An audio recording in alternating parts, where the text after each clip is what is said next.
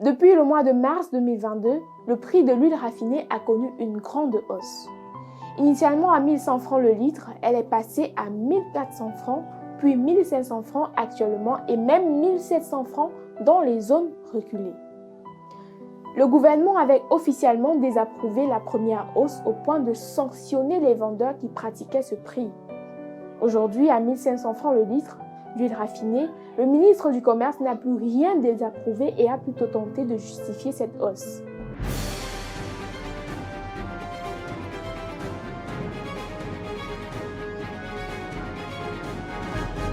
Salut à tous, vous êtes sur Investir, Innover en Afrique TV. Le Cameroun, qui importe notamment l'huile de palme brute du Gabon pour la raffiner, afin de satisfaire la demande nationale, s'est vu imposer de nouveaux prix. Le ministre du Commerce, pour justifier cette hausse, pointe directement du doigt la guerre russo-ukrainienne qui cause l'augmentation du litre de l'huile sur le marché. Et d'ajouter qu'après le déclenchement de la guerre, faute de pouvoir continuer à s'approvisionner en huile de tournesol auprès de l'Ukraine, tous les pays se sont tournés vers l'huile de palme. Ce qui s'est donc manifesté par une insuffisance de l'offre par rapport à la demande mondiale, amenant les plus grands producteurs soit à restreindre leurs exportations et à importer des taxes exorbitantes à l'exportation, soit à interdire purement et simplement les exportations.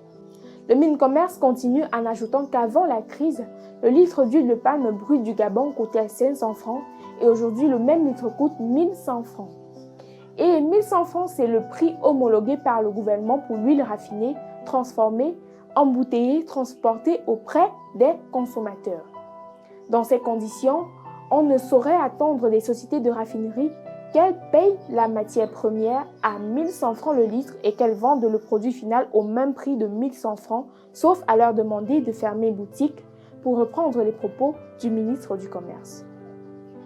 Au désarroi des consommateurs, le litre d'huile raffinée est passé de 1100 francs à 1500 francs CFA, soit une hausse de 36,4% en quelques mois. Et ce prix est d'autant plus élevé dans les zones reculées où le carton de 15 bouteilles d'un litre est vendu aux détaillants à 22 500 francs, ce qui revient à 1500 francs la bouteille. Eux, à leur tour, ne sauraient revendre à ce prix, ce qui entraîne une hausse à leur niveau de 200 francs, puisqu'ils vendent le litre à 1700 francs CFA. À noter que d'après le ministre, le Cameroun accuse un déficit structurel de 500 000 tonnes par rapport aux capacités installées en matière de raffinage et en réalité 200 000 tonnes par rapport à nos propres besoins.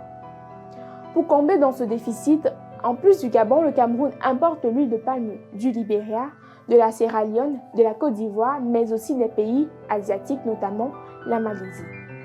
Les ménages se retrouvent donc en difficulté à cause de ces augmentations vertigineuses des prix des produits de première nécessité.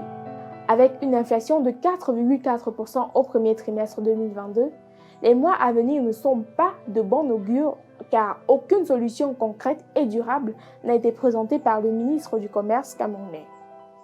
Les baguettes, le riz, l'huile, le savon ou encore le tapioca, longtemps considérés comme le sauveur, ont vu leurs prix flamber sur le marché. Et quant au marché international, il n'est plus suffisamment approvisionné par la guerre russo-ukrainienne, la Russie et l'Ukraine détenant 30% des stocks mondiaux des céréales et 65% des importations du blé du Cameroun. L'Ukraine est par ailleurs le premier fournisseur mondial de l'huile raffinée et plus particulièrement l'huile de tournesol.